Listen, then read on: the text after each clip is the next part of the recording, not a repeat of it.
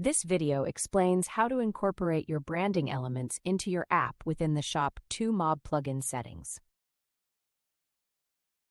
Click on Builder to access the branding settings. Here you can enable the pre-selected theme color palettes and choose one of these for your app. Click here to access the custom color settings. Click on the colors to select the primary and secondary colors of your app. Next is the App Logos section. Click Upload to add the main logo of your app. Do the same for the splash screen logo. Then you can customize the register login screens.